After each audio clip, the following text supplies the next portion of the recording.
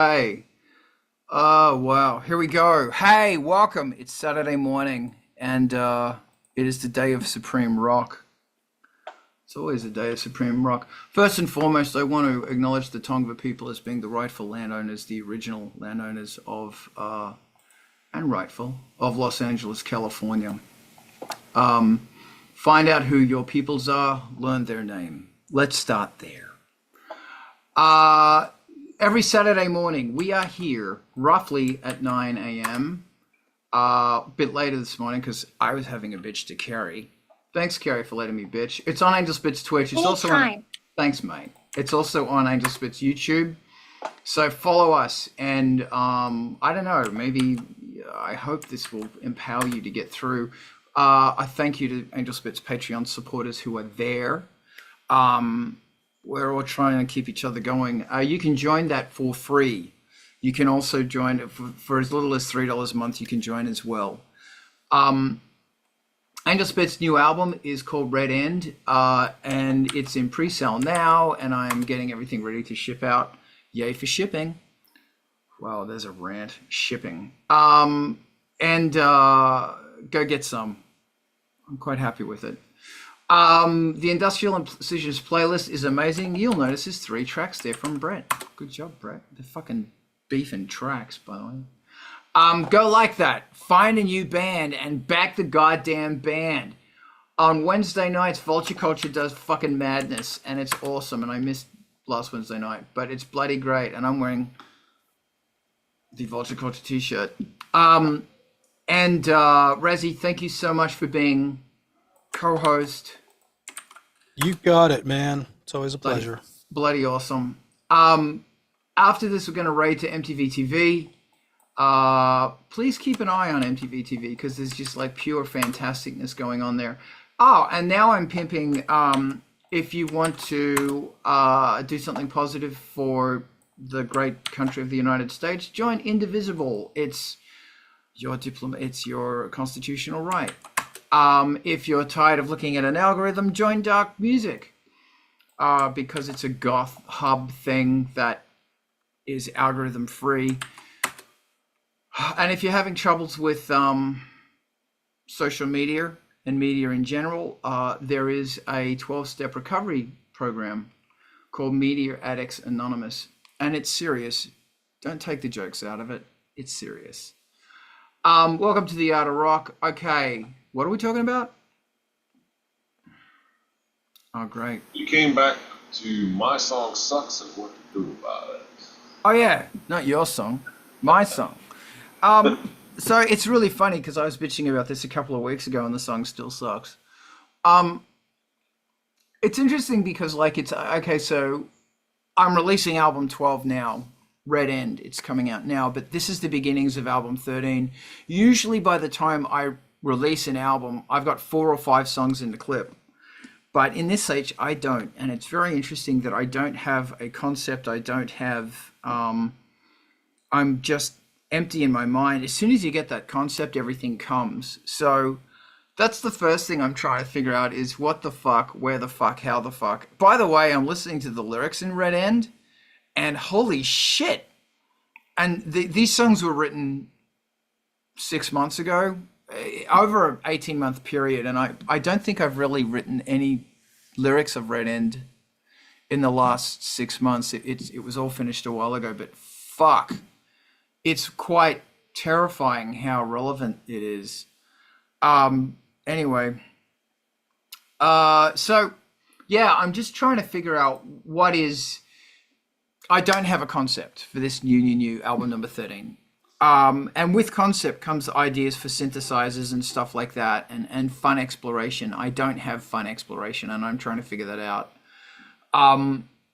The other thing is that the song I'm working on at the moment this is the first, and it's usually the first song. It's like, oh, it's just not. Lyrics are fine. I think the lyrics are actually good. I thought it was a really cool synth idea, really cool bass line. But it's funny that every single time I do something and I'm trying to get inspired or be similar to a song that I like, or I come up with an idea that is inspired by something, never works. It never fucking works. So I'm thinking I may have to go back to just the vocals and figuring, like, I don't even know if the speed, if the tempo's right.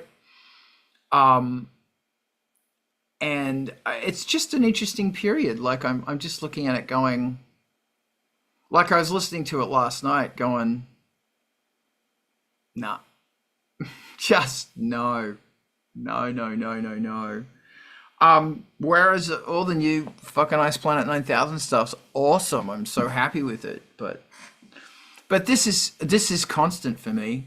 And like because I'm very aware of my writing process, and it curling up in embryonic state on the floor and crying is part of it. So when I'm at that point, which I'm at now, it's nothing normal, unnormal. It's not irregular.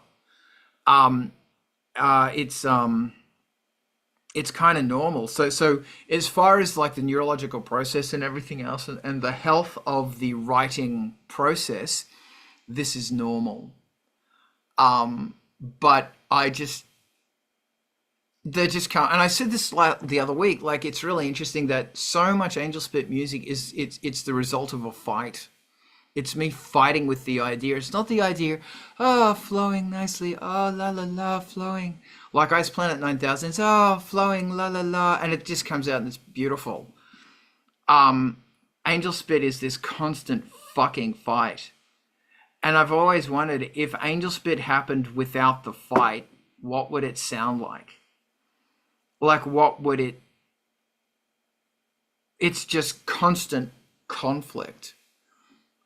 The process, everything about it is this exhausting fucking conflict. And if you listen to the music, you can hear how there are decisions in the music that are they're harsh, they're confronting ideas, and it's because I fucking hate the song and I'm so angry with the fucking song.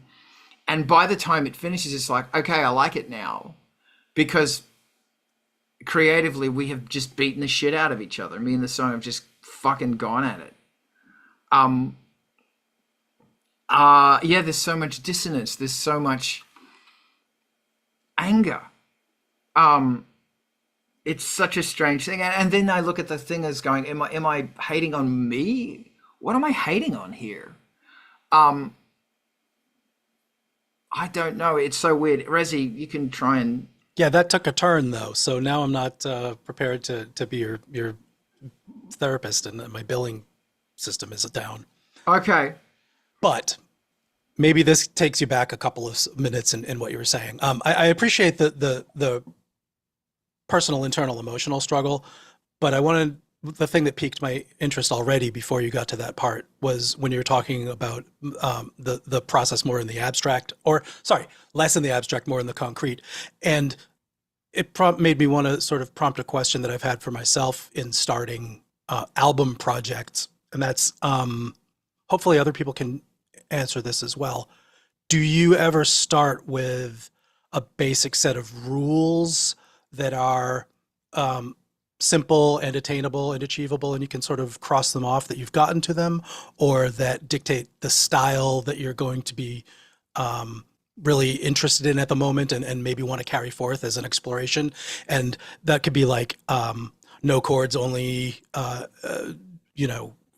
intertwined melodies, or start with guitar only, like 20 songs, whatever your number is before you think you've got the right number, instead of keyboards, if that's what you usually start with, or only start with bass lines and get 15 classic solid amazing signature bass lines, something like a mode, like start with all Mixolydian explorations and just figure out like a lot of ways of expressing your usual ideas, but in this mode. I don't know that I've ever done any of these things, but I did have it up on my last sheet of paper when I started writing this next collection of stuff, some of those types of things. And, for at least 15, 20 minutes, it was like, oh, now I've got a direction. I can definitely find some current to get swept up in. And ride this wave. I don't know. Anybody else got things that either sparks or works with or fights against? There's a lot I want to comment here. Thank you very much. Brett, talk to me. All right, so I can actually speak to both a little bit. So one of the things you mentioned there, Carl, was you don't have a clear concept, and the thing that popped in my brain is maybe as a suggestion is chaos as a concept. Um, might work out pretty well considering that's a popular view. Um, with that as well, to Rezi's point, rules and things like that as it kind of feeds concepts. That's something I do. I have a project, if you will, that it doesn't get much love, but it's for those times in which I want to apply a rule structure to the studio. And it's called Grim, Grhymn, and I can practice a track as many times as I want, or a synth part, but I only get one shot to record it, and then I have to do what I have to do. And then from that, the rest of the rules, the rest of the things are on the table. I can choose to keep parts of it, or whatever. But the source material is the source material, and that's the constraint. So I thought that was interesting. Okay, thank you. Firstly, then remind me, side project, because I'm gonna forget. Side project. Somebody prompt me. Welcome, Diana. Jen, it's fantastic you're in Manchester. Sorry about the heat wave. Alistair, welcome. I'm seeing a comment and I really appreciate it. Eliza, I know exactly how you feel.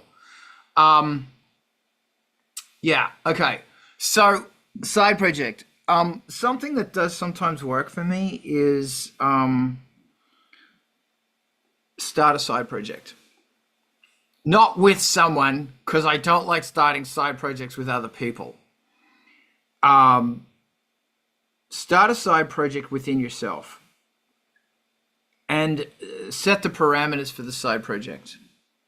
I would suggest that you do this in a bar or in a cafe,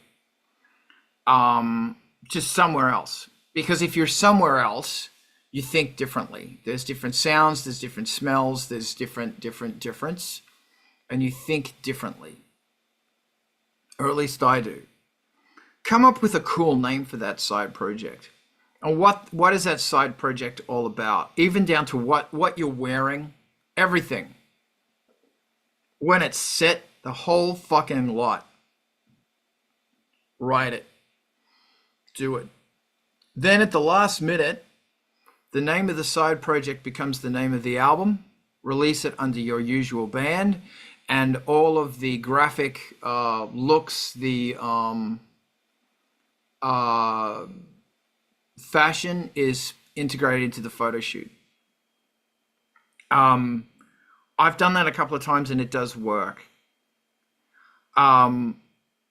It's very interesting as well. You know, we were talking about beforehand about the importance of vulnerability, and the cruel realism of your mind, the human mind here on firmware 1.0, is that in order for you to get motivated, to get inspired, you have to start first. It's not, it comes, never comes. For me, it doesn't. And if you rely on inspiration and blah, blah, blah, it's not going to happen. You have to start. And that's what is cruel about the motivation motor inside your brain. So if you are sitting down looking at a blank canvas or a blank whatever, and you are in the throngs of pain, that's how it is. So here's some suggestions, Carl. You're going to grab a piece of paper and a pencil, and you're going to go for a walk. and you're going to go to that record shop that's in Franklin Village, where I've taken Ivan and Jen, and you're going to flip through the records. And you are going to decide to start a side project for one of those bands in there. You could go to Amoeba. Actually, Amoeba's kind of cheaper, but you'll end up buying something. Purpose isn't to buy something. Maybe it is to buy something. I don't fucking know. Then you're going to go through all their old DVDs and their old fucking VHS tapes, and you're going to look for ideas for what they're wearing, what they look like, what they sound like.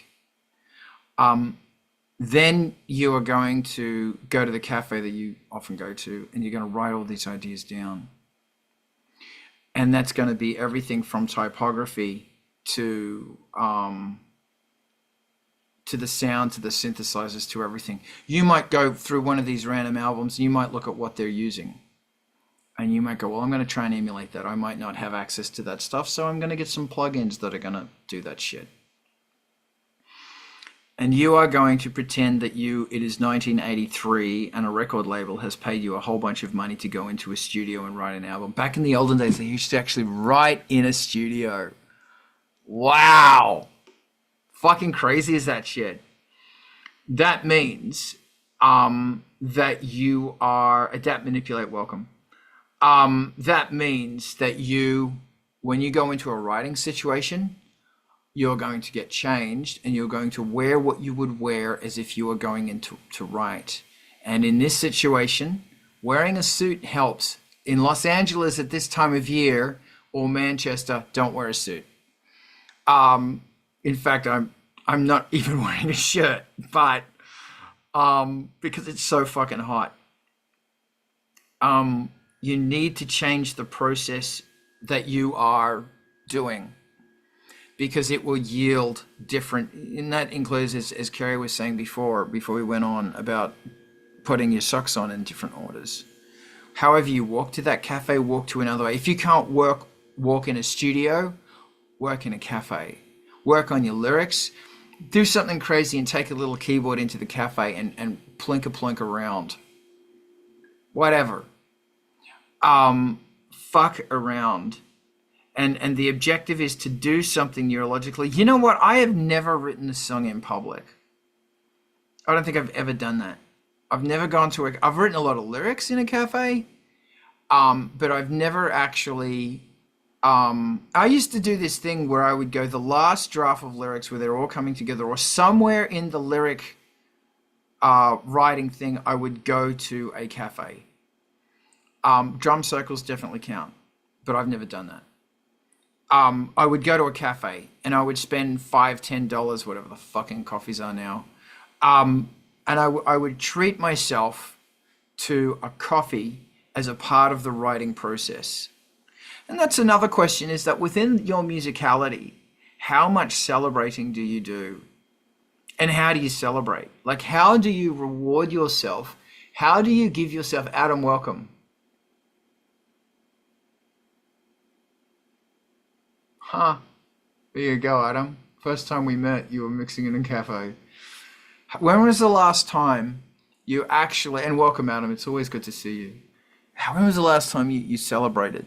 You celebrated doing a track. You celebrated releasing an album. You actually went, oh, what do you do? What is your celebratory thing where you reward yourself? And it might not be just buying a piece of gear. Like, because a really bad habit I have is that I don't reward myself. Like, there's no dopamine reward as opposed to, oh my God, I beat the circuit from the lowest dungeon to the highest peak. I wrestled with the fucking Balrog and I smite my fucking victim down. You know, besides that, God, am I just Gandalf fighting with a fucking Balrog? But I never come out as Gandalf the White. I'm always Gandalf the Scruffy. Grumpy, angry, fucking scruffy Gandalf. Brett, do you want to take this somewhere? So, you know, well, I've released a few tracks this week. So how do you celebrate, right? For me, that kind of is the celebration. It's like, finally, I am done with this version of this thing. And, you know, I'm cool. For me, I'm just going to sit there and, like, enjoy it. Just, you know, I'm going to kick it up on the headphones, listen to it and compare it with the others on the same platforms I enjoy other musicians' works on. And that for me is really is the celebration. Is that, okay, we're at the finish line. Where it goes from here now involves others. So if it's going to change, then it's going to become a different version. It's going to be something else that I release differently or whatever. But that for me is the win. So yeah. And then you brought up something about live performance or live composing, and I've been part of many drum circles. Where they get rather complex and you actually get used to playing with different musicians. And you start to end up having it ends up becoming more like language. Because, you'll sit there and you'll have, it's hard to describe, you'll hear certain rhythms and whatnot that certain people can do, and you'll have a call and response kind of thing that happens with that. And I think, that might be one example of that. Okay, thank you very much. And congratulations again on releasing those tracks. That's a big deal. Razi, what are you thinking? The idea of self-rewarding and self-care, I just wanted to put it on the record since you broached it, Carl, freaks me the fuck out. I will also put it on the record here that I don't take a moment to celebrate or at any phase in the creation process pause and do something else to bring in a reward. I don't know what that is. There might be more to consider and talk about there, but the only actual rewarding part of the thing is that 15 seconds when the vocal hook comes in and you figure out what it is and something becomes meaningful and there's elation and frisson that occurs. Like, that's literally, I'd be reductive to say that's all I do it for, but that is the sort of reward part of the experience of this difficult process that you were talking about, where this sucks, it's hard, I'm spending a lot of time, there's not a lot of progress sensation going on. There is then that little, spike in the plateau where things feel really good for a bit. And hopefully that's enough to carry through and take forth into future practice. But not much more than that. Like, what can we do? Nobody's chimed in to actually say what the prize is. What do you give yourself? All right, I'm gonna push this, and I might actually put everyone on camera here, because I think this is very important. That and the reward is something that's different. It is something, and the whole reason that this is about doing something neurologically different to wake up your brain. And you might think that's bullshit, that's great, okay, fantastic. But I want to hear from people who might go, you know what? What is a reward that's different, that you don't normally do? How can you reward your mind with a new way of, and it could be browsing in a shop. It could be anything, I don't know. It could be going, you know what, fuck it, I'm going to go up and get myself a fucking sundae or something. Because I don't think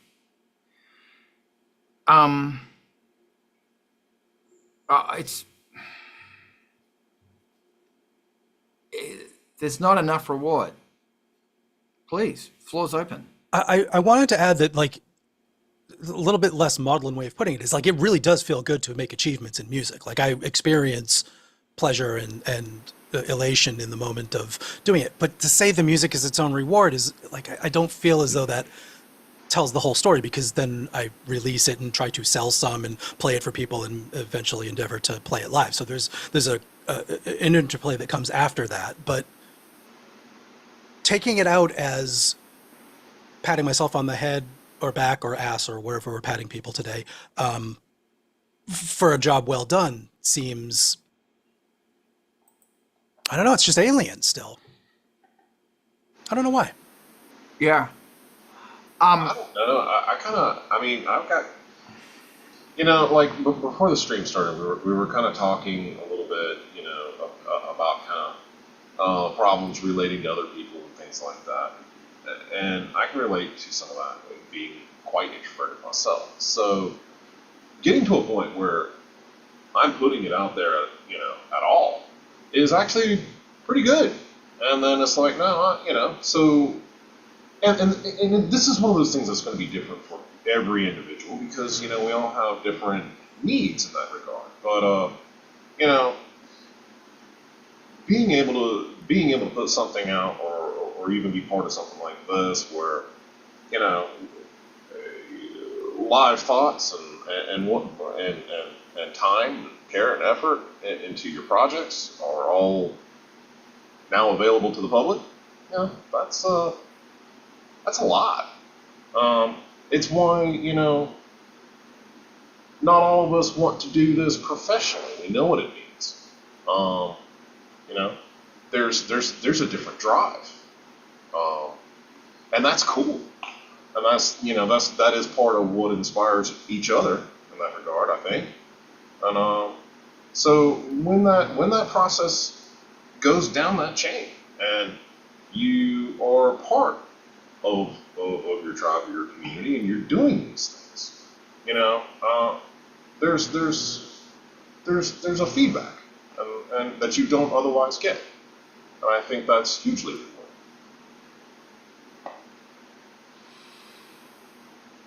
Thank you. Terry, I'd love to hear your thoughts. Thank you, Brett. Well, lately I've been trying to program my brain where I don't need validation from anyone, and so therefore I guess I don't need a reward. Just getting it pushed out of my subconsciousness and getting it out, it's like a cleansing method, and to where that is my reward. Okay, poof, it's out, and I created it, and I guess my husband saying, hey, that was good, is my reward, and then I just go on to the next. So I don't really seek a reward, if that makes any sense. Makes a lot of sense. Okay. Raziel, what do you think? Just had a breakthrough moment, and then I realized very clearly that what I personally, for real, have replaced reward with is disappointment in whatever level the achievement doesn't reach. Like, it doesn't matter. I don't actually set a benchmark that I think it should reach. So it's guaranteed that whatever I've done, however great the song sounds, however many people hear it and say they like it, however many things it sells, or whatever the metrics are, automatically I will have the comfortable disappointment that it wasn't 10x that or 2.5x that. Which is an interesting angle on feeling something as the moment of, I'm not going to say reward, but punishment, I guess. But still, maybe I've blanked it out anytime somebody's said, no, stop and do this. I heard Ice Cream Sundae, Carl. I did. That resonated well. But this is a bit of a thin, like everybody's like, yeah, well, the music is a reward in itself, and get an Ice Cream Sundae. We're not quite at stop, take a week, think about what you did, diary it, and journal for, I don't know, maybe there's some whole big process that somebody really tuned into rewarding themselves does. I don't know. Yeah, and also, like, when I say reward, I'm not talking about stop torturing yourself. So is your reward as an artist, I'm not torturing myself now, and I'm going to let myself stop go. banging your head against the wall. Yeah, that's not a reward. That's coming back to what normal people experience, maybe, or something. I'm hoping people can understand that what I am trying to do here, the purpose of this conversation, is to implant your mind, your neurological process, with something that is a reward, that your mind can have a dopamine rush above and beyond the reward of, I got it finished.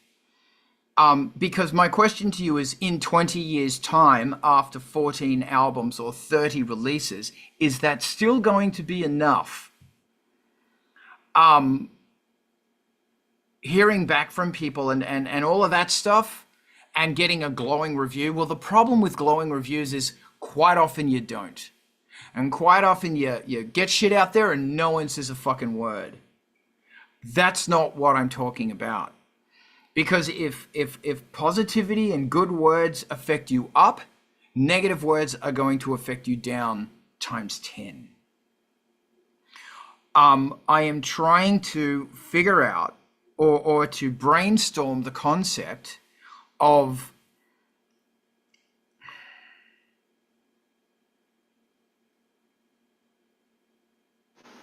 So it blows my mind that I have to try and explain this. Brett, please, go. to borrow from another channel, they have a thing. If you ever seen Angry Cops, he's got a thing called the pat on the back, right? And you can buy his merch. He's got it, like in all kinds of forms, like a sort of sticker with like a Pat's Blue ribbon, but it says POV, pat on back. Are you thinking kind of like that? Because no. Then, for yourself, possibly. Okay. But I am trying to think, like it might be something as simple as there is a candle that has a scent. Okay. I light the candle. Okay. It could be as simple as that, where you are beginning to train a process of reward. Yeah. That in 20 years' time, when all of these other awards that I'm sorry to be such a cunt, but I don't think people are understanding what I'm trying to say right now. That when all of these other awards of, oh yeah, the band finished a song and it sounded great and that's a reward, that's great. Well, but that still be a reward in 5 albums time? Do you understand what I'm trying to say? I think I'm catching your drift right now, and that is associating positive reinforcement behaviors with the things that you want to do, aligning your self-model of, I want to be this person, being that person, or taking these practices, doing these behaviors, and associating them with small positive reinforcements or rewards or moments or contemplation. And that's very difficult to do. I like the idea. I think it's a fantastic practice. I think that's Buddhist and meditative and, smart to endeavor, worthwhile, but very hard. Buy a new notebook, Darling Sunshines is a great, who said that? Yeah, Yes. Whoever said that is a great idea, and also the road trip. Because actually that reward involves an adventure or a something that is going to fuel further things. I guess what I am trying to throw out the idea that, see, all of the rewards that everybody's been talking about, it's a reward within itself. That is a self administrating dopamine rollout. And what I am saying is that if there is a mechanical process to go along with that, because one day there won't be that reward for writing a song. One day in your travel as an artist, it's going to stop. I'm not cursing you. But it's going to stop. One day your brain is going to go, meh, whatever. It will. And that's why you need some kind of reward system. It might be buying a nice pen. And for me, a nice pen is one of those nice, like, 0.1 fucking felt things. They cost like $3. that could be enough. It might be buying a candle. I mentioned candles. It always comes back to candles with me. And these ideas of a thing that can be, when you hold it in your hand, you knew you acquired it because you deserved it, because you fucking smite that bell rock. Do you understand what I'm saying?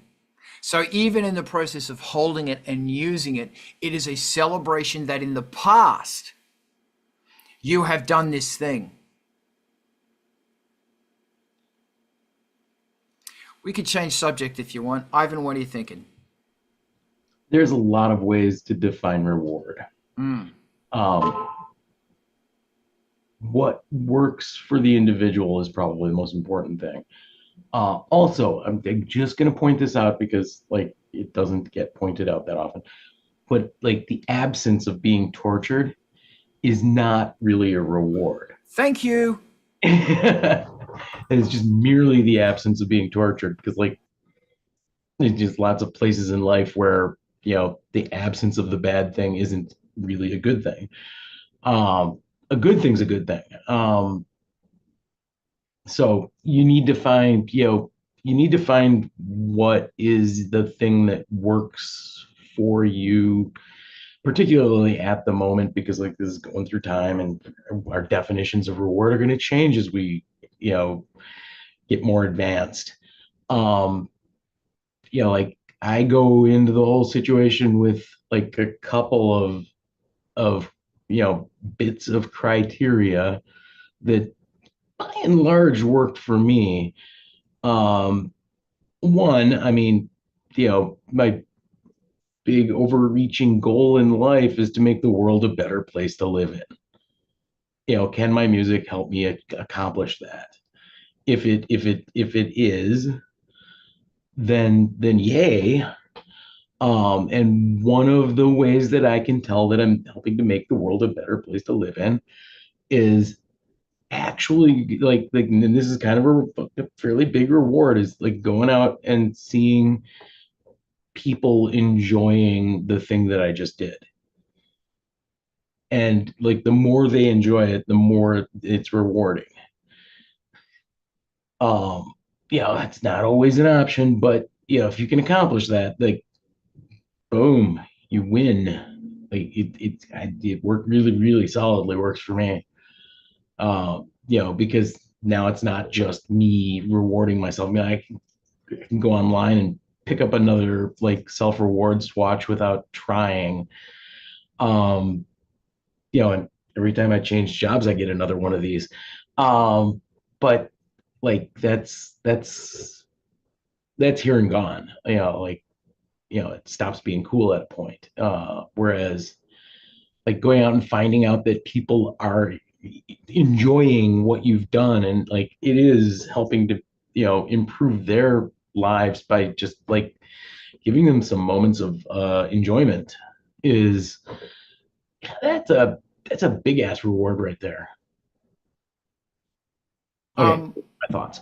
Thank you. Then they're really good thoughts. Kerry, I'm going to throw this to you in a second. Welcome 8-Bit Havoc. And the concept of whatever your kick is, refraining from that kick until the project end. Sure. Yes. And another thing is going for a walk or a road trip or whatever and collecting a stone, a little pebble, and sitting it somewhere where you can see it. So that when you are once again facing the fuck, I can't write, I don't know what's, that thing that every composer goes through every fucking day? Oh, I'm never going to write a good song again. I'm shit. Everything I do is shit. Da da da da da da. You have got a reward, that little stone. Something simple like that, something really simple. And it's funny that you're going to look at that stone, oh, that was for such and such a song that I wrote 5 years ago. And you're going to end up with a whole bunch of stones or whatever. But the thing is, well, dude, you've got a whole bunch of stones. That's fucking awesome. Hey, you can paint them and set them free, whatever. But the thing is that it's a process, it's a thing. It is a physical thing that you can see. Or you go out and you fucking get a chicken, you buy some fucking rotisserie chicken or whatever your thing is, and you stick the receipt on the wall. Whatever it is. Kerry, talk to me. Well, originally what I was going to say, we'll have to rewind here about 10 minutes back when you were saying 20 or 30 years later after you've released so many. So what you're saying is as you're going through time, the mind gets used to this, or the creative soul, and so the reward bar has to keep being raised higher and higher. Is that what you're saying? Earlier, not just recently? Because you were, I'm trying to, this was several minutes back. Yeah, it's the, and that's, thank you. This is interesting because this is getting into addiction territory, which I passionately keep the fuck away from. As that, instead of the bar getting higher, the bar can become different. Right. But what and what I'm saying, and I'm thank you, if you will, is that you know what, the dopamine reward that comes with completing a song may go away. It will. And having something instead of that, that's what I'm trying to figure out. And it doesn't, and you know, you might think this is a pile of bullshit because that hasn't happened to you yet, but one day it just will. I want to say might, but it will. Oh yeah, I've gone a month like without, because I'm like, it's not there anymore. Like the creative drive, it's like, okay. Well, it's not just the creative, and yes, the creative drive, but it's also the reward, the neurological reward that comes with creating a bitchin' song. Yeah. That wow, it's better than any drug you could ever take. Well, because that is what it is, inevitably it is going to go away because that's how your brain works. So you're chasing the dragon. No, I definitely, most definitely am not. Okay. What I'm saying is that it is important to not rely on it. Okay. Got it. And it is important to find something else, as trivial or small as it may be. To replace that. It is an action that is a non-addictive action to replace that. Got it. Okay, thank you. And you know, these ideas of having a book, or here's Alex, having a pen or a rock, whatever it is, lighting a candle, and you only light the candle for like an hour or something, and by the time the candle's gone, maybe you finish the album. I don't know, what color candle will I get for this album? Something that is like that, something that is a little ritual. Because like, and this is my fucking thing, and Ivan, you summed it up where, and I'm just sorry, man, I railroaded you, I'm sorry, is that the reward is not supposed to be stop torturing yourself. That's not a reward. And that's, you know, some of you might not torture yourselves as artists. That's great. I want to know how you do that. That sounds fucking great. You know, maybe I should rename this stream to The Art of Not Beating Yourself Up.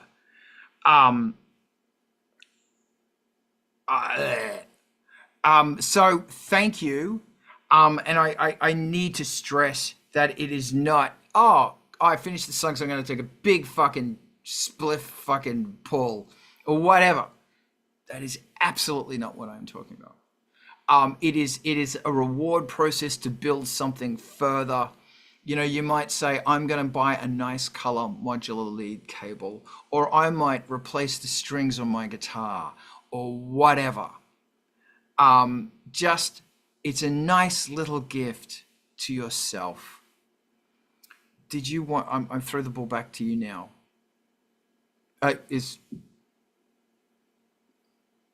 Me? I'm good. Okay. You explained. I appreciate. Thank you. So, and obviously the objective of the exercise, this isn't Council fucking Carl session. This is about what can you do if you were to be so bold to go out and to give yourself something. what would that little reward be? And it's not a new piece of gear. Because one day you're not going to be able to afford that. And it's also, this is an exercise in finding joy and reward in the tiniest, most trivial things. Rezi, go. This is maybe a little nuts, but Oh, bugger! we're cool. I'm sorry, I muted you by accident. I think that was Freudian intentional. What was I say? No, it was not intentional at all. Please, I'm go. sure. I gotta gather a train of thought on this, build up a head of steam and plow forth. Speaking of Freudian. The premise that you might not get that reward from the work, from the moment or the process, whatever, is really piqued something, because I realized, like, a comparison between what you're describing and what I've been sort of going with, my own experience, is you put out approximately 4 times the work that I do, or maybe more than that, but whatever calculation, could be 10 times. And I realized that I just keep working on the song until it does give me that. And it might take 5 years to finish the record because of that. And it's a terrible way to maintain a presence in the world of any sort, publicly, musically speaking. But it does fulfill the same directive as, well, maybe this is the sort of thing I'm postulating. It may fill a similar reward system. It's like, I'll finally find, I'll put it away for a month and then come back to it and then work on the other songs. But eventually that damn fucking song is going to give me the reward. I'm going to find a way to remove parts and change parts and, ship a Theseus the thing until it is that kind of reward. Hopefully the kind that you're talking about, the reinforcing, keeps you going, a reason to do it again next time, even absent ice cream sundae and a million sales. But it's something, and maybe it's stupid and counterproductive, but it also does, it gets you there for the, Josie, hi, for the reinforcing behavior. Weird? Not at all. And I want to adopt some things that you're talking about and, like, maybe make some records faster and, like, give myself external, extrinsic, manifestations of the reward system. I would love to do that. It sounds like a great. If you want to make more records, get up 1 hour earlier every day. 1 hour, and you will double your output. And obviously, you're spending that hour on music. Yeah. So I don't know if this one landed because I guess what I'm trying to say is maybe I'm at a point in where I am at as a musician, as a whatever the fuck I am, that I don't get a reward anymore.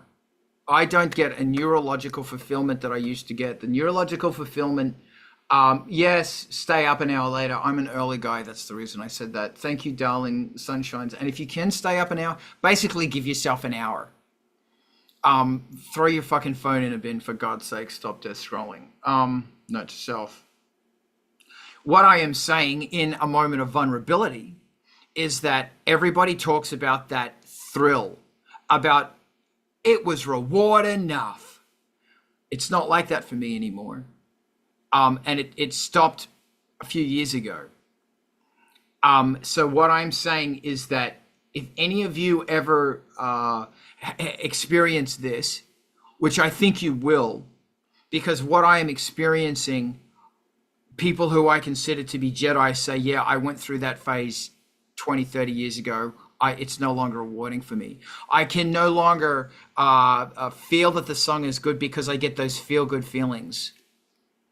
And you can't just walk away from it because you might not go back to it for 5, 10 years. And if you are driven and this is a part of your life, you can't do that. So I'm maybe pinpoint put a pin in this conversation, and maybe in a few years, months, days, decades, you might feel the same way and you might come back to this. That really did land it, by the way. I get what you're saying very clearly with that. So just awesome. Thanks. Thank you. Brett, talk to me. I have other musician friends who have gotten there as well. and they just bailed the hell out. This wasn't what was paying the bills. And they just, they just tapped the hell out. In fact, a lot of what I have in my studio is their gear. So I am not, I don't think I'm missing the point. And one of the ideas that came to mind is this sounds very reminiscent of like chips you get in a 12-step program. Give yourself that little reward. I made it a month, I made it 3 months, I made it 6 months, I made it a year, I made it 2 years, 5 years, 6 years. I think I understand what you're saying. And you know what? That's one of those things where, you might be a prophet here, and the rest of us haven't hit that point, and that might be for a lot of different reasons. I can say that I feel that way, a lot about computers these days. I mean, the difference is computers was the thing that pays the bills, where this was always the thing that was the reward anyway. So an accomplishment in the reward area for me is that thing sitting out there. It's my chip. And it's like, hey, look, I've got 6 chips up there now. That's pretty cool. You're right. I'm also not doing what professional musicians would do. Worried about what people think about it ultimately. Because for me, I think that's what I was saying earlier. It's not so much that it's about the thing as in and of itself, is that I accomplished that thing, and that thing already exists in the reward area for me. Thank you very much. Okay, this is nice because you've just put it into a really nice context. 8-Bit Hectic and Adapt Manipulate, thank you so much. I really 8-Bit on Twitch and Adapt Manipulate on YouTube. Thank you so much. Here's the problem. Firstly, I watched The Prestige yesterday, and maybe I shouldn't have done that.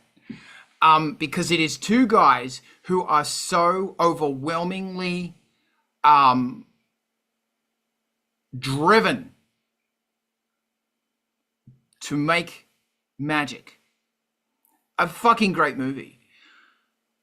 Here's a question for you. Remove money from the equation. In everything you do in life, remove money from the equation. In every decision you make, in everything you do, remove money. Now, my question is to myself, is that, has it become a job? No, it is a burning compulsion. I've been put on this fantastic planet to make music. I don't do it very well, but music and vibrations and sound and all that shit is the only thing that makes sense to me. Nothing else makes sense. Only sound. And I know that a lot of you guys think the same way. People think the same way. Now, if you're being paid or not, it's completely irrelevant. It doesn't fucking matter. Because this is what I've fucking learned, is that music, you don't play music, music plays you. And it's all nice and la-la, and while you're getting those rewards and everything else in your mind, but the minute so many people stop getting those rewards, they give up. And that is when you stop getting those fucking rewards, that's when you go into hardcore fucking kung fu enlightenment training. And music, this higher fucking Teslerian thing, is going to start altering your mind. And there is wisdom and lessons in music of fucking burning tenacity that nothing else is going to fucking show you. And suddenly a synthesizer that makes funny sounds isn't a synthesizer that makes cool sounds.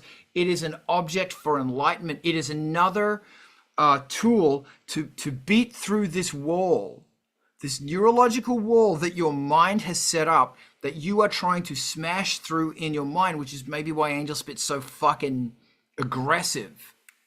because I am constantly fighting with this neurological thing in my mind that says stop. I won't stop. And I know so many of you won't stop either. Right.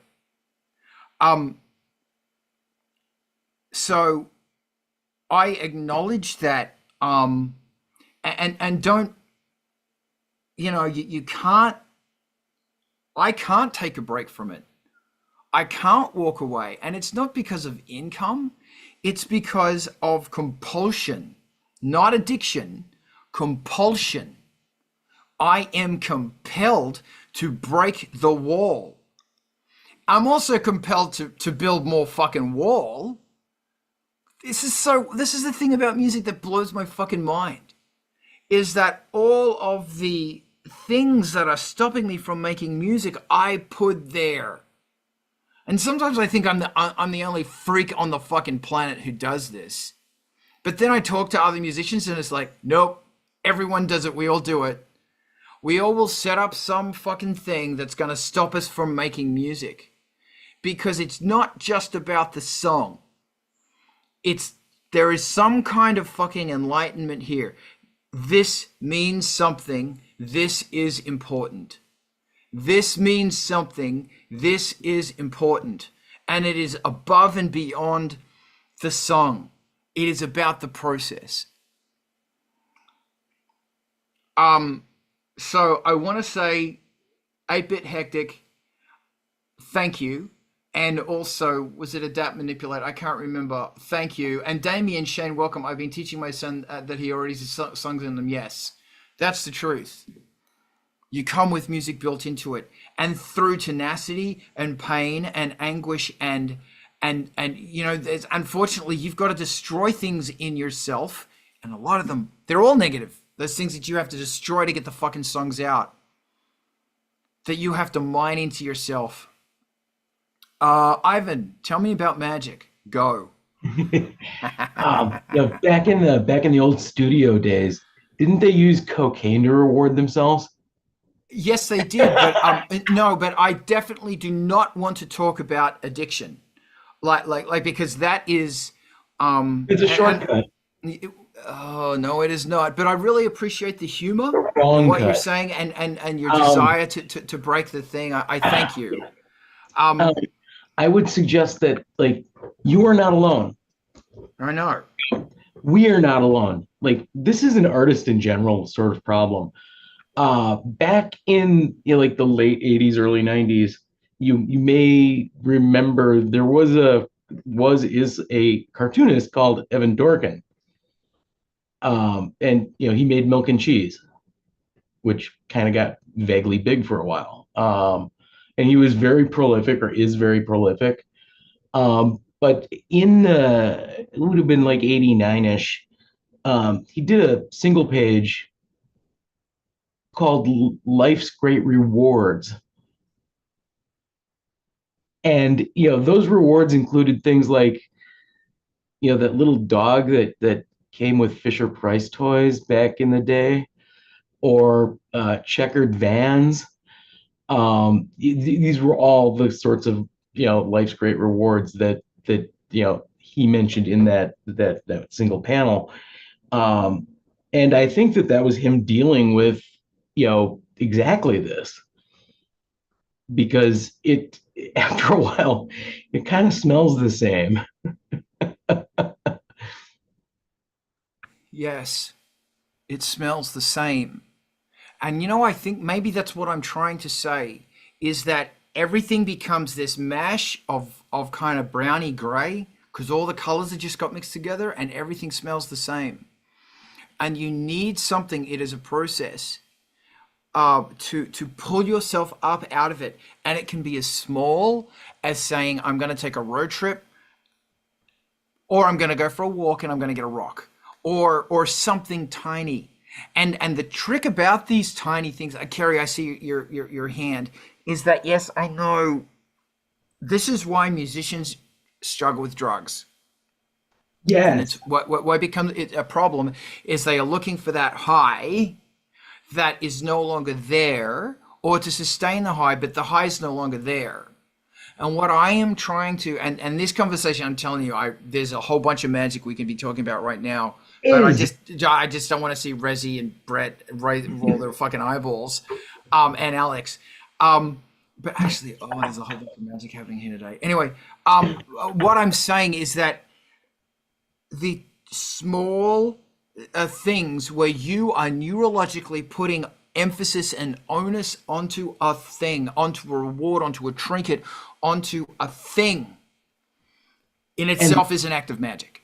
That's why, that single page comic suddenly makes a lot of sense, because he was pointing out that it's these little things in life that are the great reward. And those are those turn out to be kind of important. Like you could shortcut it. I mean, like you can get an easy, quick shortcut, through what, in the magic world we would call chemonosis, which is, getting fucking lit so that, you can do magic. Unfortunately, it never works in the long run. Like it always breaks. Other shortcuts in that world include like, full on freaking sacrifices. And now you're up to your waist in blood and you're still not getting any results. Which is why you just don't start doing it in the first place. We have lots of other reasons to not do it in the first place as well. But like that is, mechanically, it becomes really obvious. The, and so, maybe the reward doesn't need to be like some like grand gesture. Maybe those rewards do need to be like just find a little reward, and lean into it. Yes. Find a way to just enjoy it. Be okay with just enjoying it. And that's my thing, is that this is a token of enjoyment. Yeah. Is that there's that you've collected something, whatever it is, and it is a physical thing that you can touch. That, and I'm going to go back to the rock because I used to collect rocks. Reminds me of a story. That you can actually hold the damn thing in your hand, and you say, "This is the day that I fucking went for a walk, found a rock, came home after I finished that song." It is a tangible thing. And you might get sick of that after 5 years. Cool, let's find something else. I do want to thank you and welcome you. I'm seeing new names and faces in the chats, and it's so wonderful. If drug dependency, whether it be alcohol or anything, is stopping your creative process and it's getting in the way, there are groups like SMART and Alcoholics Anonymous who are there to help you. And it may or may not be an addiction, but I highly recommend you go to a meeting, because these things, and also like I'm now also mentioning the 12-step recovery from media Addicts Anonymous, is that these things are stopping my creative process. So I am adamantly going out of the way to try and fix my shit up. When I like all of that stuff those are like, chasing dopamine, which like when it comes down to it, it doesn't, we don't call it this, but like that will cause some addictive sort of looking behavior pretty fast. And chasing it is probably not the right thing the right way to deal with it. And this is coming from me. I'm pretty famous for chasing dopamine.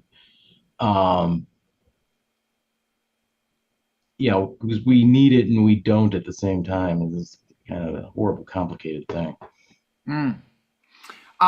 Yeah, and I am. Thank you, Razi. What do you think? One of the things I keep resonating, or that keeps resonating with me, is the tangible small item with the rock. Like I have a little pile of rocks on my desk that aren't related to this, but they're special rocks, and they definitely still have a pull. They're nice. You look at them, they've got this one's got a white line through it. This one's got a little cleft that makes it look like the profile of a whale. And I know these rocks, and I think there's something really beautiful about that, and being able to associate it with a moment of success or something like that, and can really reinforce something in the person doing it that I like. And taking an instant photo came to mind, like commemorating a moment, going out on your walk, or finishing your session, or celebrating success with an actual, some photographic evidence, but tangible, like something you could print or own or hold or put on your wall. And then it dawned on me, the thing that we used to do was the piece of artist tape that you put down, the scribble strip on the mixer console to label all the channels during your mix. Fucking have a stack of those this thick. And I, sometimes would peel them off and spread them out, or during the process of the creating an album, have them hanging on the wall as a really potent, poetic and specific token for the process and a mark of progress. And they were special. They were neat. I still have, I don't even know where this stack of tape is right now as I look around the room, but I suspect it's still in my closet. I can't imagine that I would have ever thrown that away. That's it. That might be it. Is the is the fucking desk. And that's something that sucks about modern desks, is it's got a scribble strip written into it. Nah, it's no fun. LEDs wink off. Yeah. On. I have and this is something that I need to start doing again, is that I have a folder full of stuff. And you know how you keep that shit? And it's full of each song has got the scrapings of the song and the scribble strip. And it's in a plastic folder in a binder, and I haven't done that in a while. That is one of the things that is a reward, is the process of actually going through, cutting it out, putting it in there. Yes, yeah, that's exactly what I'm talking about. That is exactly what I'm fucking talking about. And the great thing about a scribble strip is that can you say that word for me? What? Scribble strip? I would say scribble strip. Scribble strip. It's hard for me. Don't know why. Is that it's a reminder of sound, audio, music process. And you can look at one and you can get quite inspired by it. Yeah, it's full of memories. And even, I think it was this sort of also poetic book by Stavro had things like, don't ever write the word kick drum, draw a picture of a kick drum. Don't write guitar, draw a diagram of what the guitar is doing, things like that, if I'm recalling where I read that. And I sort of took that on when it's useful. I mean, don't give yourself a puzzle every time you need to look at the channel layout and touch a fader, but it certainly brings a little bit more into the process when you're looking back on these things. And also, like, that's actually, I think that's fantastic, because you are pulling a fun process into sometimes what is not a fun process. Sometimes kids, mixing sucks. But you are, and the thing about it is that because you didn't write kick, but you drew a kick or you drew something, just that tiny thing is enough to make your brain think it's a hurdle that your brain just jumped over. And that is inspiring new thought. That is inspiring a new neurological pathway, which is endlessly valuable. I mean, I guess that's what I'm trying to say, is that you think that after writing songs and after doing all this shit and da-da-da-da-da-da, that there's no more, that you get to the end and you get bogged down.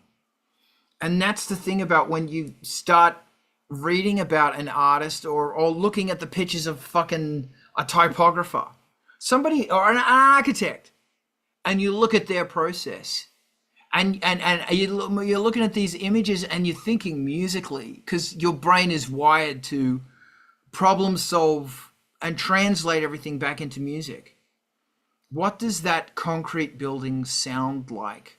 What is a sound that I can create that sounds like this brutalist fucking architecture. And you look at it and you go, look at all the problems that are involved, structural problems that are involved in this, creating this building. How, think of all of the problems they had to go through to figure this shit out. I've been watching, I'm ranting, fucking someone tell me to shut up. I'm watching this BBC documentary instead of death scrolling about, and I'm being really good about it as well. It's about abstract art. It's about 10 years old, and each of them's about 20 minutes long. So it's like before I go to bed thing.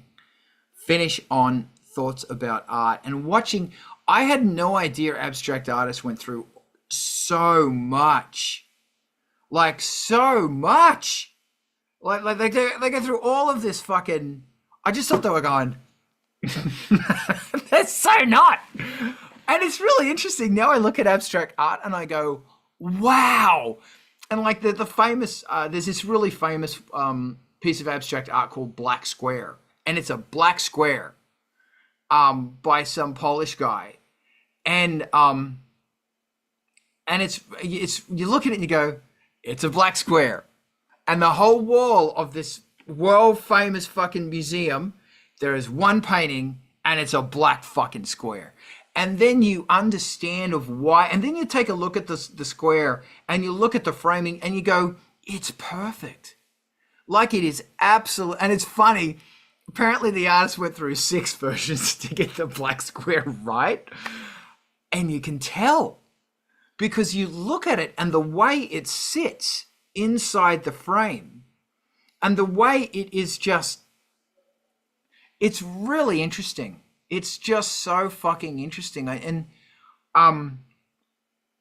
it's fascinating. And then, you know, you're watching them angst over brush strokes and you're watching them and they're wearing these massive fucking brushes, getting these beautiful lines from this huge brush. They've had the brush for like 30 years or something.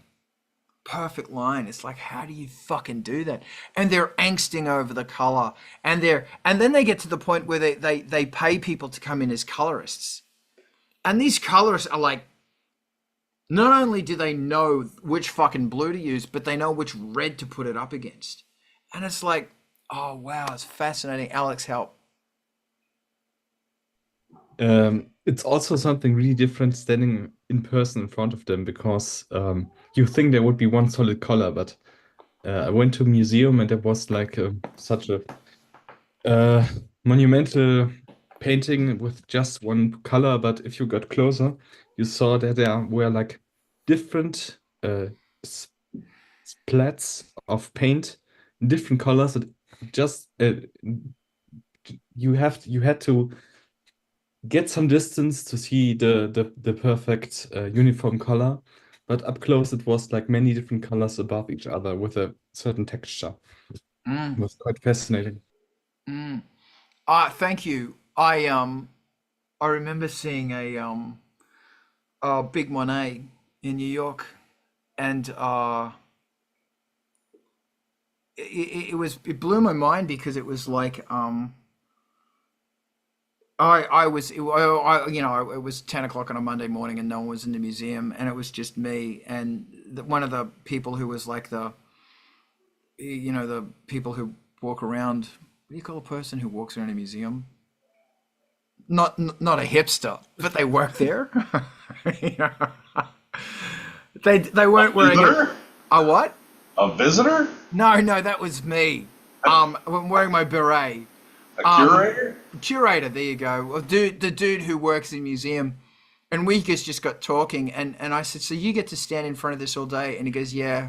And you just, you keep seeing different things in this massive fucking painting. And he goes, this is as close you can get. But if you get close enough, you can actually smell the tobacco. You can smell Monet's, because he used to smoke like a fucking chimney. And he said the trick with a Monet is that there's an area that you have to stand because Monet had glaucoma. And there was a point that where it went out of it was out of focus. And that's where it makes perfect sense.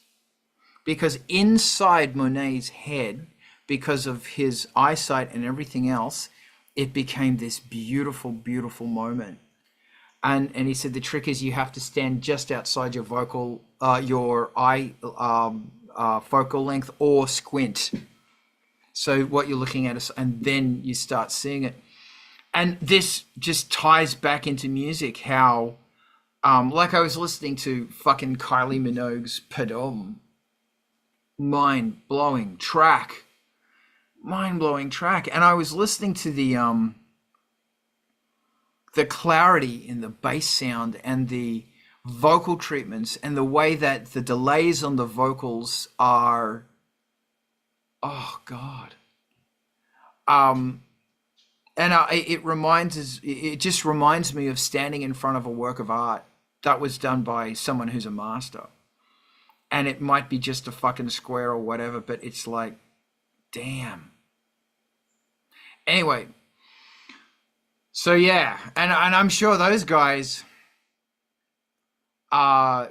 get to a point at the end of one of their paintings where they go, yeah, it's done. Next, I'm going to go get a rock now.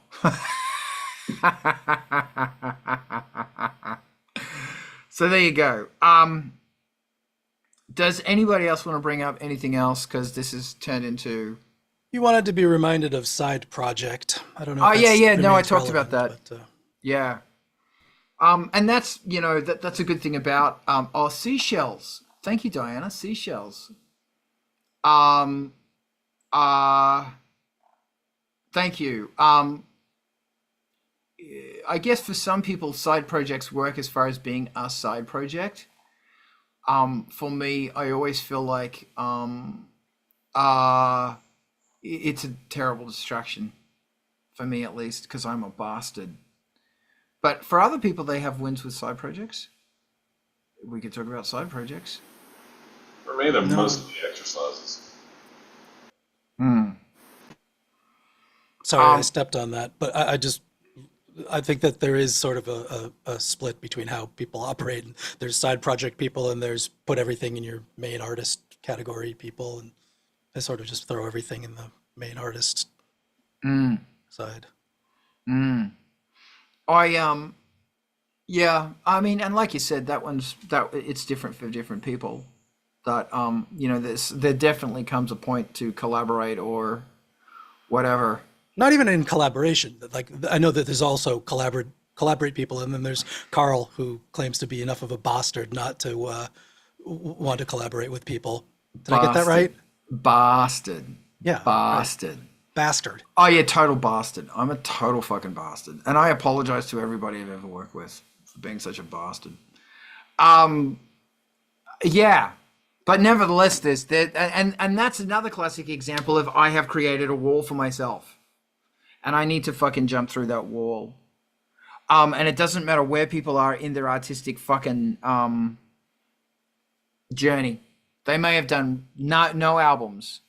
They may have done 100 albums. They have a perspective and an input that is invaluable. That is really, you can learn from. I learned so much from you guys all the time. Ivan, help. I mean, we like to talk about music as if it's a language. Yes. Okay, so my next big question then is, if you're just always working by yourself, who are you talking to? That's very interesting. So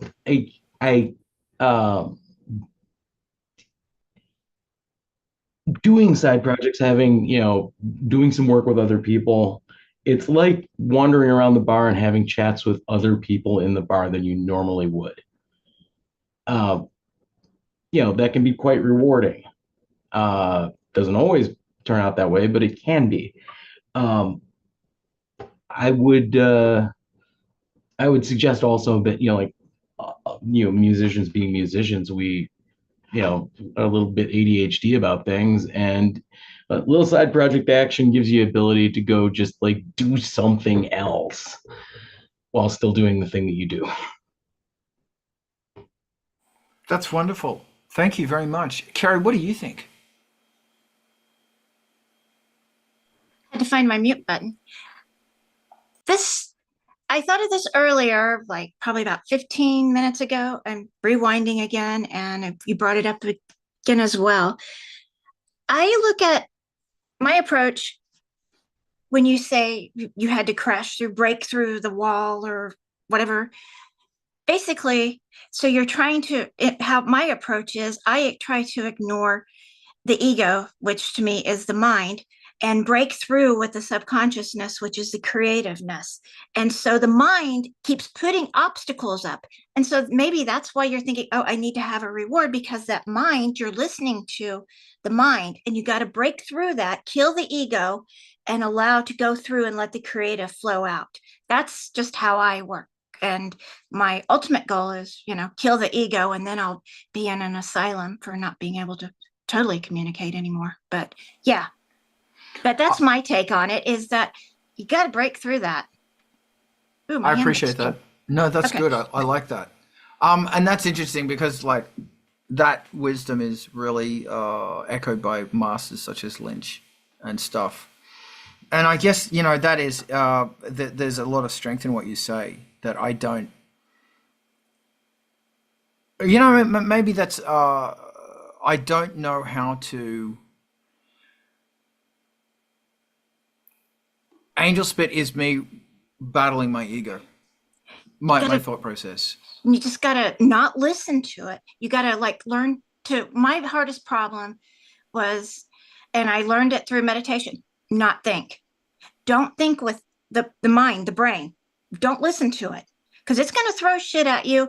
It's like not right, these thoughts, and it's going to build up obstacles. Like whenever I would try to create, it would like come up with excuses and reasons not to, or give me anxiety or panic attacks. Well, don't listen to that, and just let that subconscious go through it. Kill that mind, that ego. Mm. And I find it causes depression as well. And you just gotta, don't listen to it and don't think on the conscious level. Like that's just, yeah. No, that's some gold there. Thank you very much, Kerry. Brett, what are you thinking?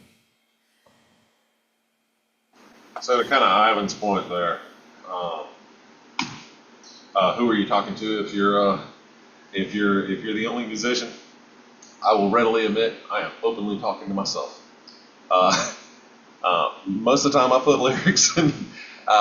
It is something I am trying to fictionalize for the sake of allowing realities to enter into a world where I can do whatever I want to them and make myself feel better in any cathartic way there is. And it's part of why. It is part of the compulsion that we've spoke about, that there is a reflex to do this. That energy has got to go somewhere, and I've said that before. So, writing lyrics and putting it, instrumentals don't quite work the same way. I will say that. Those are more fun. Those happen typically when I'm not having that argument and just want to be creative. But there, I would be hard pressed to. I can pretty much tell you every single subject matter that are the realities for any song I've ever written. I blend a lot of different things that happen in my own real life into these things, but if you turn them into the most horrible monsters that exist, then what's there to be afraid of?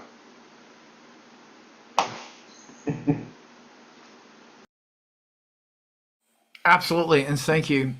It is interesting that I don't know. Just I think it's fascinating the whole, turning off your mind. Um, I have terrible trouble doing that. Like it's and I guess that's the music, is that I think that if I don't know if it would be Angelspit if I could, it would definitely be Ice Planet 9000. Ice Planet 9000 is an exercise in composing beyond my mind and just focusing on beauty. But yeah, I I don't know what,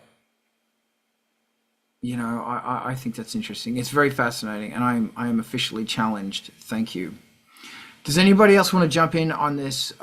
Because so many things going on right now. Or we could talk about why Some Great Reward is such an amazing album. Because Kerry put it in the chat here. And also, I don't know who I'm talking to. I think I'm talking to, I don't know. I don't know. Maybe everything's talking to me and this is my response. I don't know.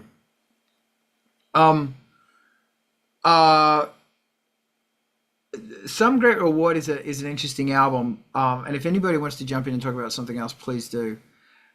Because it's the sort of album where you can listen to it and you go, it's a great place to start as far as the concept albums thing that I was talking about earlier.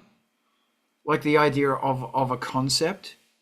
It's not just the synths they're using. It's not just it's not just the sounds, the chordal movements. It's such a, hey, Jen, take some photos. If you're around Manchester at night, take some photos. Manchester's a hell of a city. Yeah. Is there anything else we want to talk about here? I'm really pulling at straws right now. If anybody wants to say anything, or do we want to raid? I see no hands. Maybe we will raid. Yeah, I'm just gonna go through my list here because okay. While you're doing that, I haven't listened to Some Great Reward as an album with Depeche Mode, except for Violator. I'm a tracks individually kind of listener, but I kind of want to go through it. I haven't heard it as a concept piece. In other words, It's in a long really time. good. No, yeah. The mood of it, the tone, and the lyric, everything's it's so well constructed. And Yeah, ending up on Blasphemous Rumors really sort of brings it to a certain time period for me too, where it was in a cassette deck in a carpool for high school. Yep. Whole thing. It's beautiful. I think that everything that had Alan Wilder involved with it were conceptually brilliant. And I actually think Depeche Mode's strengths were the albums. Because there's no filler, none. And I think that it's, yeah, like you said, Kerry, it's interesting that I used to really not like Some Great Reward. And what was it? Black Celebration. Didn't like them. Oh, those are like my two favorites. Yeah, they've become favorite albums of mine. And I didn't like them because of the harshness of the sound, which is because of the fucking PPG wave. But I've come to love them. And also Ultravox Vienna. And there's another album Ultravox did before Vienna that's got that sound, that really harsh PPG sound. Yeah. Like lots of samples, lots of my point is that it's you listen to that shit and it really inspires the concept of concept, because they the sounds in that album are unique to that slither of time, like 83, 84, kind of 85. Just sort of everybody had a DX7, but they weren't really utilizing it. Then everything became flooded with DX7 and everything changed, and sequencing became different and all of that stuff's really inspiring for a concept. And that's what's exciting about when you do an album, a concept album. It's not just, it's gonna be set in this thing, but if it's in a time frame, what gear were they using? So use that gear, plug into the gear or whatever, fucking get it out of the storage and use that shit again. But yeah. Well, what was one of the songs? I forget the title of a Black celebration. The beginning of it was one of the band members. They sampled him starting his car. That Oh yeah, you, that's Stripped. yeah, that's it. Yeah, Yeah, and that's I thought that was brilliant. that's actually Dave Gahan's Ferrari. That's Um, right. he bought a Ferrari. And you can get all that stuff as Emacs samples. Yeah. I've actually got them somewhere. But yeah, and it's really interesting that you listen to a song like Stripped, and it's it just, you can hear that it just happened. The song just came because it's got that feel of stuff that just naturally came.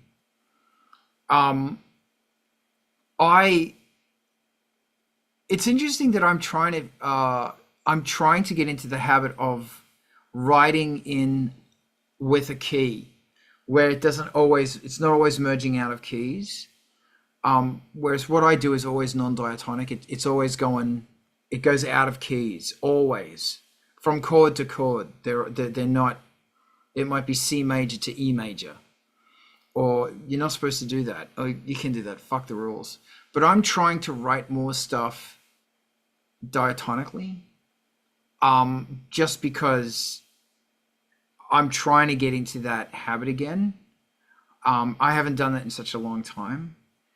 And Depeche Mode is wonderfully diatonic. It's all very pentatonic, and every now and then they'll throw in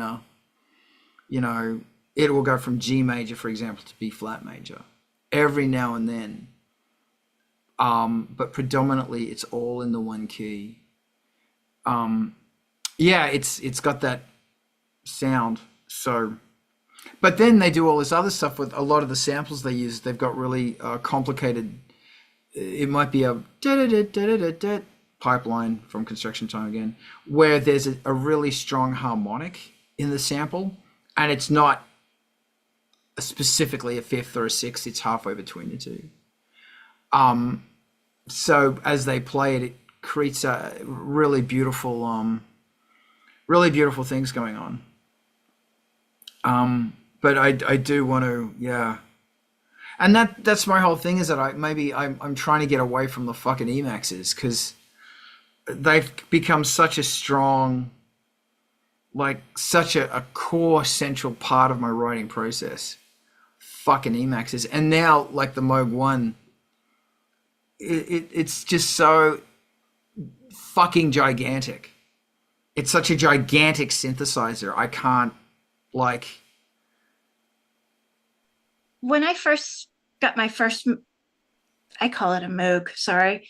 I was intimidated. I'll be honest. I mean, and this is coming from a person who had their first synthesizer, as a Yamaha DX. I had a 2.7, but still, and that was a bit bastard, especially as a teenager learning to play. And when I got my first, I got a grandmother, and that it was intimidating to me. I would, and I would even feel guilt, you just got this massive, great synthesizer, and you're afraid to touch it because it was intimidating. But I'm over that. It's that's interesting, because it's one thing that I always hear people talk about. Why bother with a synthesizer when you can get something as good as on hardware, software? No. Yeah, but my thing about it, it's not just when you're in front of a synth, whatever. Yeah.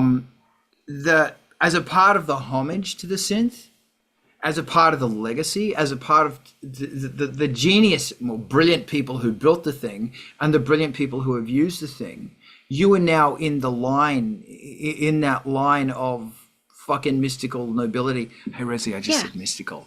I'll allow it. Thank you. Oh, thank you. And you owe the fucking Synth-A-Good song, and that's what exactly.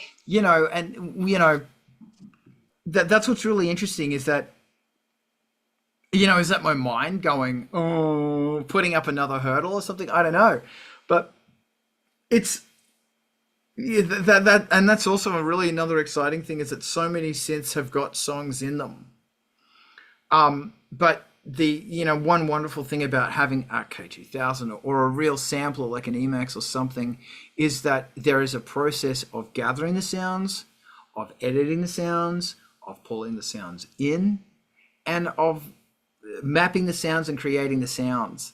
And that's something that I am aware of. I cannot find, and that can get exhausting, but it can for me. But it's a part of the process is that when you pull the Emacs in, totally changes the song. And also a K2000 or something, it's going to bring it up and it's going to throw ideas at you that you weren't expecting. Rezi, please. I was going to interject and ask if I could help demystify, but you sort of took care of that yourself on that one.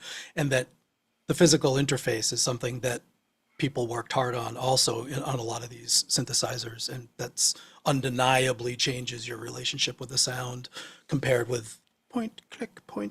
Yeah.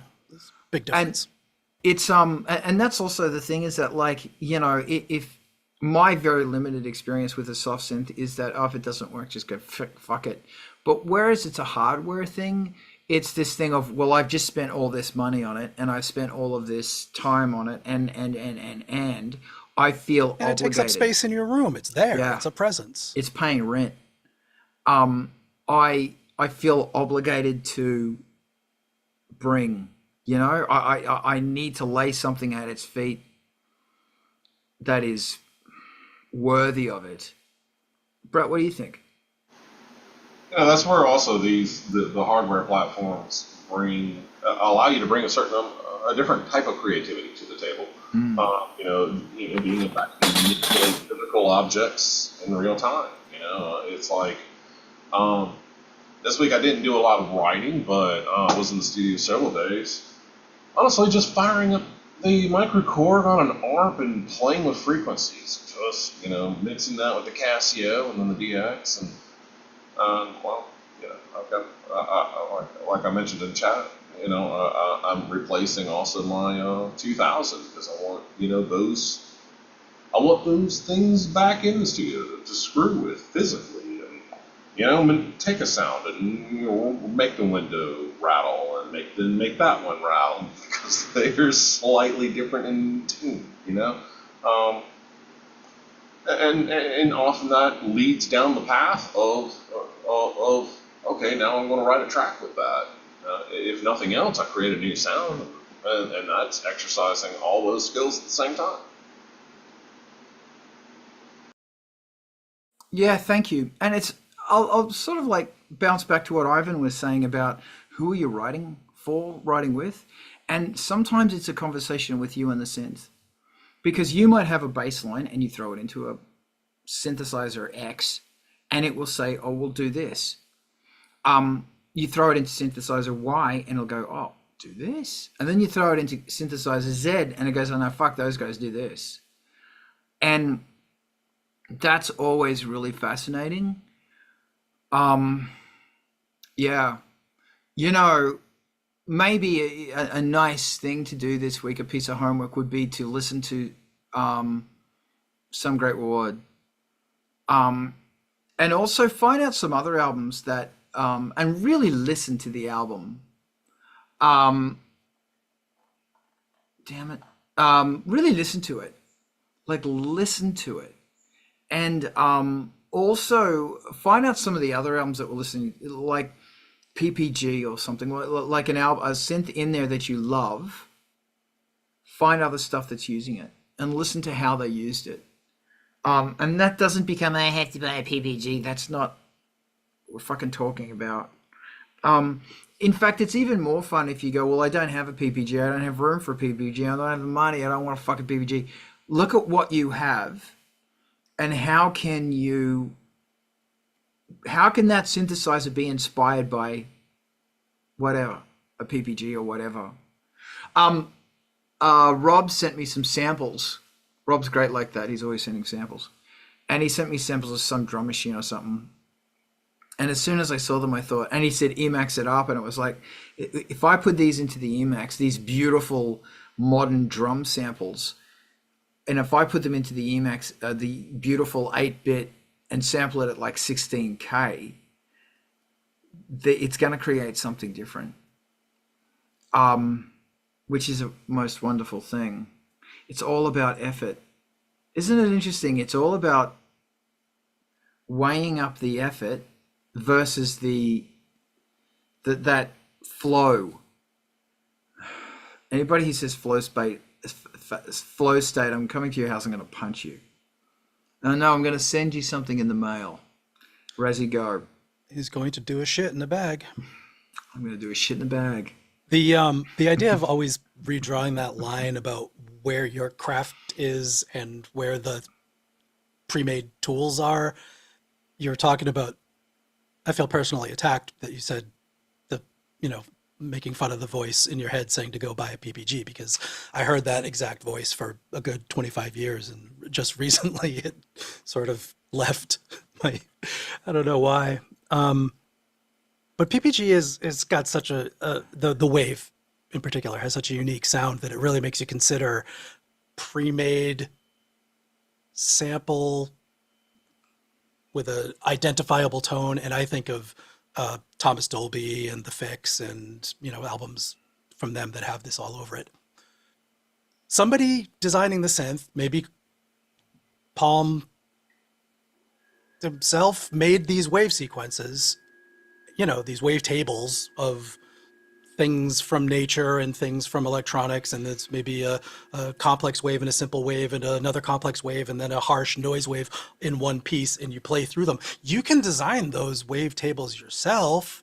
You can make small snips of found sounds and synthesized sounds, and then put them through your granular thing and make your own wave tables and PPG it up yourself, put it through a bit crusher, do them at low bit rates, and all of a sudden we're like back into the designing the tools stage, instead of just like, oh, these are great pre-made tools, but like always knowing where that line is. Like, do I have to build a violin and become a virtuoso in my lifetime? Probably not, but maybe you can make a wave table. That might be fun. That's a great idea. I actually, all of the PPG 1, 2, and 2.3 waves are online. I actually have them. I have the 2.2 or 3, I can't remember. And I pulled them into the Emacs. So, and they were Cool originally, combination. yeah, they were originally like crap. 8-bit, 16-bit, 8-bit, 16K or something really fucking Lower awful. than 16K sampling rate, but yeah, they were. I think Awful. yeah. And so I pulled them into the Emacs, and mine may have been 16K, I can't remember, but it was really lovely hearing the Emacs replicate that with its grit and its filter, which is basically the same filter in the PPG. And it's really interesting. If I don't have a wave shaper, then I'm going to pull the waves in. I'll either go through them and play them one at a time, or I will go through, I'll map them across the keyboard and be doing that, or I will create a wave file and import that in. Much experimentation to be had. Definitely 8-bit, but I haven't seen documentation of what the sample rate was. But it was up to 12 bits by the time they did the 2.3. Wow. But 12-bit sounds pretty smooth if you do it with interpolation like on an Akai. So, hey, that doesn't really tell us that much. We just know that gritty 8-bit version of the 2.2 and 2.1. And if you listen to, and that's maybe one of the reasons I didn't like Some Great Reward. But it's funny, I fucking love Construction Time Again, and that's pure grit. That's fucking emulator grit. Sample rate might depend on the pitch you play. Yes, it will. Thank you very much. Thomas Dolby is amazing. So is Tom Allard. I should do a Severed Heads thing. Anyway, yeah, it's that sound. And I tell you, if you've got a gritty sound and you run it through a filter, oh, there ain't no sound in the world like gritty being swallowed by a big fat low pass filter. It's a good sound. And then you go, wow, but it goes, it's great. Thank you for inspiring me. So yeah, listen to Depeche Mode, and there's also a Ultravox album that's over there, and I just couldn't be bothered pulling it out. But Golden Age of, what is it? Wireless? Thomas Dolby's Wireless. What is that one called? Golden Age of Wireless. Thank you. That's a whole bunch. I think that was Fairlight. Kind of same thing. Fun fact, on the Emacs, you can actually build your own WAV files. And you go through and it's kind of like it's sort of like the way the Fairlight did it, but nowhere near as good. But you'd go through and you'd sort of draw, it will start looking like this, and it will end looking like this. And in the middle, it will do this. And the trick is you start and end at the same point, so it loops, and in the middle, you do something fucking crazy. There you go. And then it'll actually put the volume, tonality, and the pitch into this thing. And you can get some really interesting sounds. And that's called SE synthesis. Spectral synthesis, I believe. Takes forever to do it as well. Yeah, today was a great day. Thank you so much. We definitely fought with some Balrogs. Does anybody else want to throw anything in, or do we just fuck off to MTV TV, which is a fine place to fuck off to? How do you become successful as a musician? Just kidding. Okay. You don't give up. And then you get up or stay later and you find everything that is a distraction to you and you get rid of it. Because not only are distractions ruining your mind, and I know you were just kidding because we have to go right now, but then you... That was a pithy reply. I think you just, Oh, no, wait, there's more. Oh, there's more. Distractions, less pith. Yeah, distractions don't just ruin your mind, waste your time, but they ruin your neurological process. And the older I get, the more I fucking learn it is about the neurological process. Hopefully next week I'll have this together, but there's like a 4-quadrant thing that I watched a cool talk about that was kind of inspirational of creative development, active consumption, technical learning, and creative space. And it's right on the topic there, but I have to like get more of it into my head before it to make it actually into something I can think about and articulate. But there's something in it that's right on the money for what we were talking about already this week. But and also people, I got to be careful how I say this. People ultimately don't change. They want to hear a good song. That's the thing that doesn't change.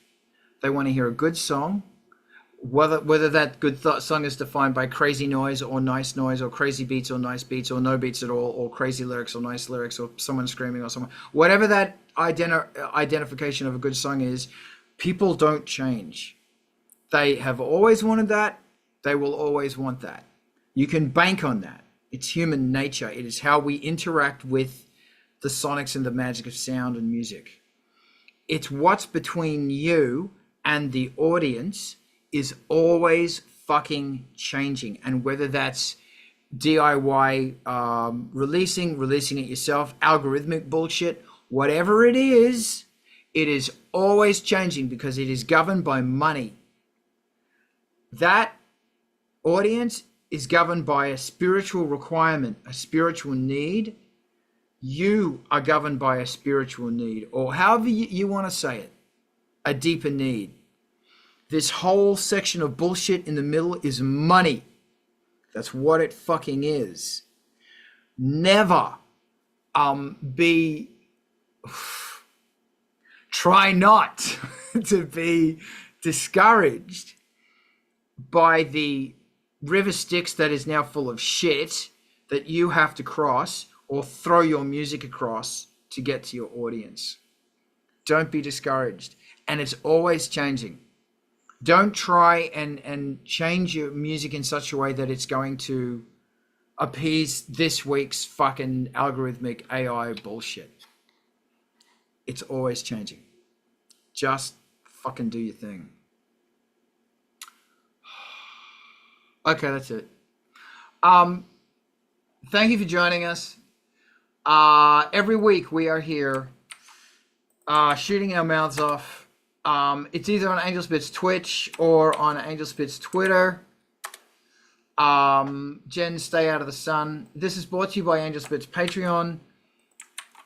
You can join it for free. Most of what's there will be free. This is the new album. I'm very proud of it. Go buy it. If you're a Patreon member, you will be getting a free version, free digital.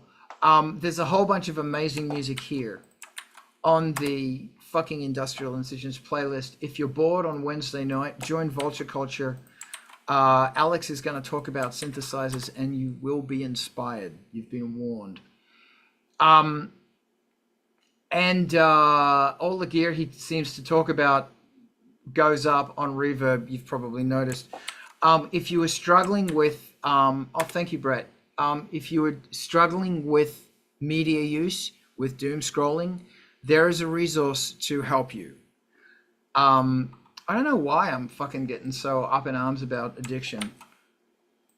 Let me rephrase that. I don't know why I haven't been up in arms about addiction more often, because as humans, it's what we struggle with. Razi, thank you for being amazing. There's Razi's stuff. Go listen. Thank you, sir. It's always a pleasure to be here. Appreciate the time.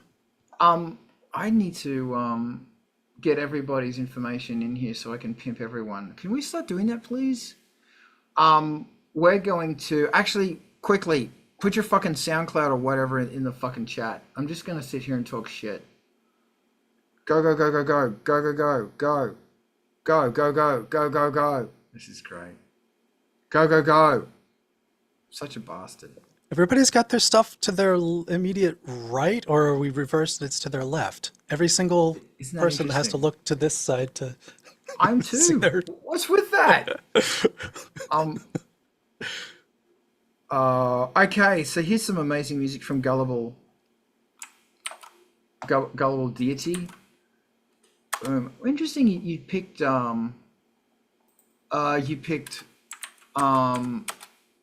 Tumblr.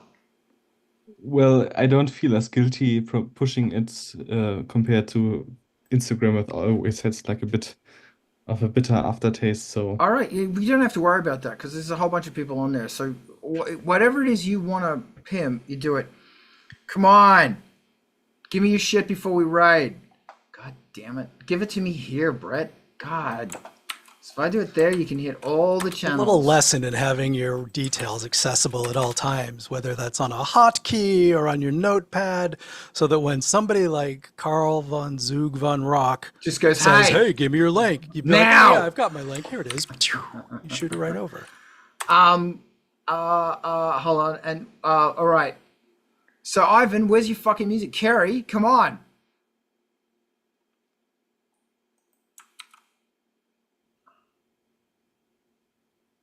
Thank you, Adam Bomb. This is Adam Bomb. And you put it in the chat. Oh, thank you. Hold on. What? Can I copy and paste it like that? No. Hold on, it's not I'm letting having me issues. Sorry. copy link. That's all right, you're doing good.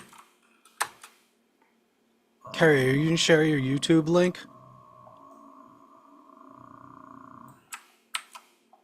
That's what I'm trying to do, but I'm having an issue. I'm a subscriber. I can share it. Oh, thank you. You're so sweet. Thank you. I appreciate that. Good on ya, Razzie. Thank you.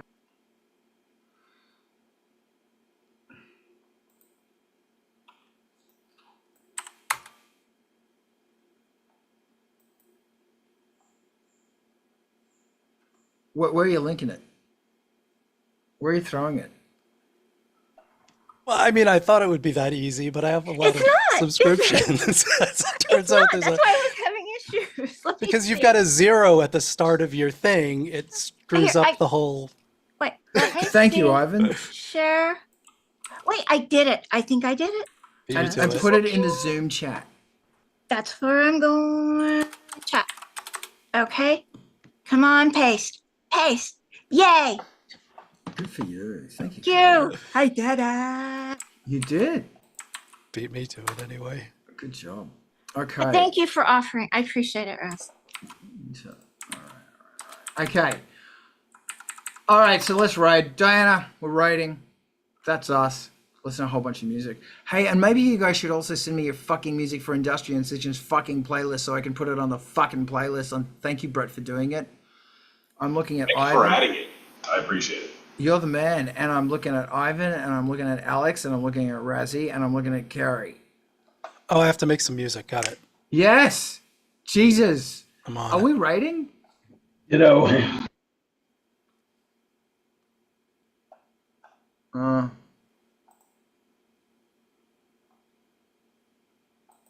Okay, here we go. Okay. I want to thank you all for being incredible. Carrie, I thought I would be able to just type it, and for some reason it was like, that page is not found. Is it because it's a 0 or because I didn't put the @ I honestly don't know. Well, something is... Anyway. Yeah, I know there's issues when it comes with the using numbers, and even Facebook, they told me I had to change my name at one point because I couldn't be. It's not a name if it's got a number in it. Right. Okay. Yeah, but thank you, really. You're welcome. Thank you for posting those, Carl. Yeah, that's cool. I An appreciate it. absolute pleasure. I'm trying to raid right now, and I'm not I already having have any a luck. subscriber. Oh my gosh. Thank you. Are we raiding? Okay, we're raiding. And we're going to MTV Yes, TV. Yeah. mine rated. Raid MTV TV.